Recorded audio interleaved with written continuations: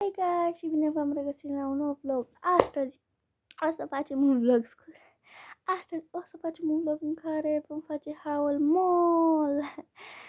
Astăzi facem un haul mall cu tot ce mi-am luat eu din mall ieri, fiindcă am dat toate abțipile, absolut tot ce aveau pe ele, ca să vă arăt așa.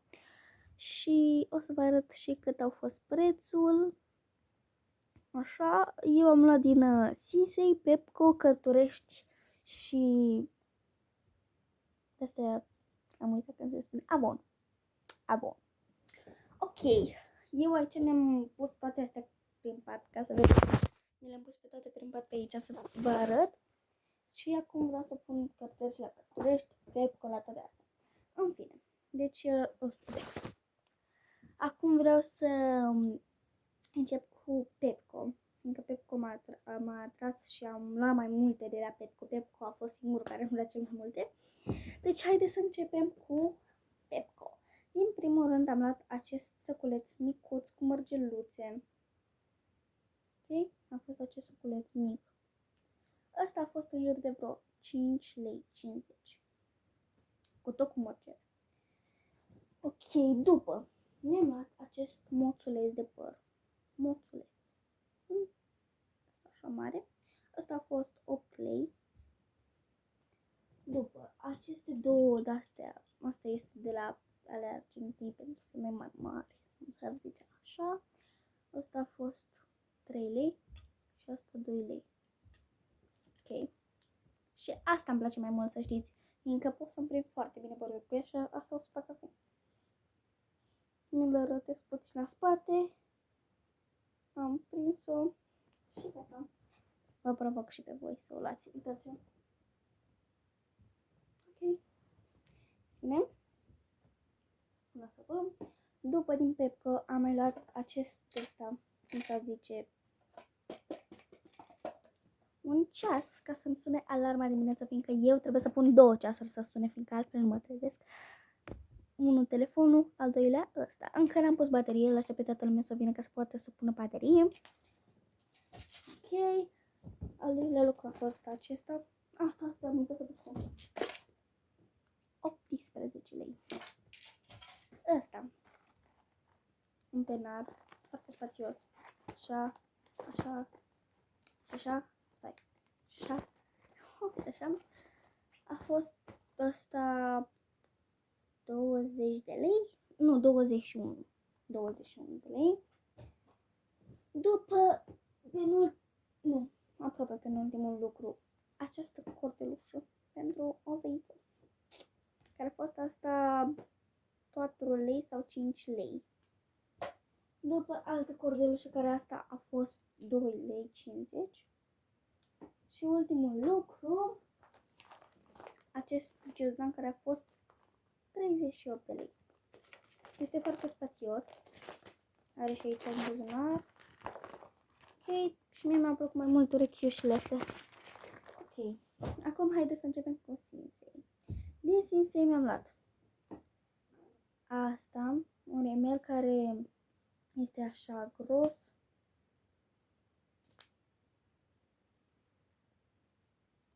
Așa, deci așa arată. Asta este 39 de lei.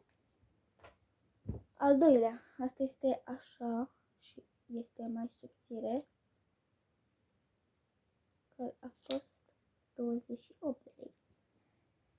După această pilă, care deja am încercat-o, foarte bună. Asta a fost vreo în jurul de 29, glumesc. Asta a fost 18 lei, o pilă de asta. Cum ar fi 29 de lei pe bune? Glumeam și eu. Și penultimul lucru din Sinsei a fost acest ăsta pentru puși de ochi, cum se vede aici. Da? Asta a fost, cred că 21 de lei. Asta. Ok. Și ultimul lucru de pe Sinsei, asta, o perie. Foarte frumos. Mi-am dat seama. deci asta perie atât de bine încât încât îți descurcă părul în 2 secunde. Și uitați cum trece mâna mea prin el. Da? Deci, doar vă provoc și pe voi să luați, vă rog. Ok, acum să începem din Cărturești.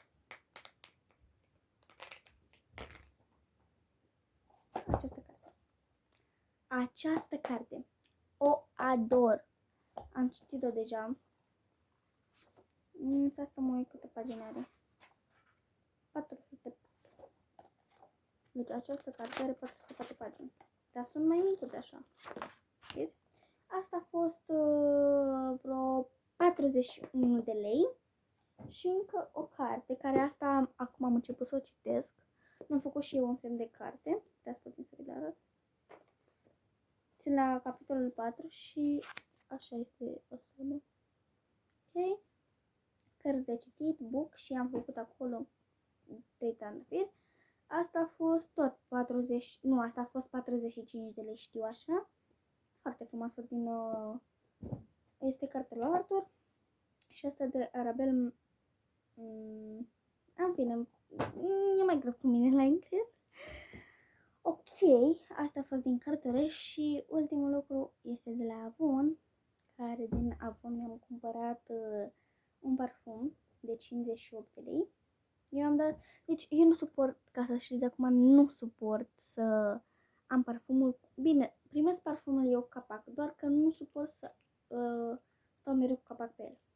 Eu mereu dau capacul jos, dar mereu mă dau cu el în cap, nu știu, deci de ieri încep mereu să mă dau în cap, nu că bine.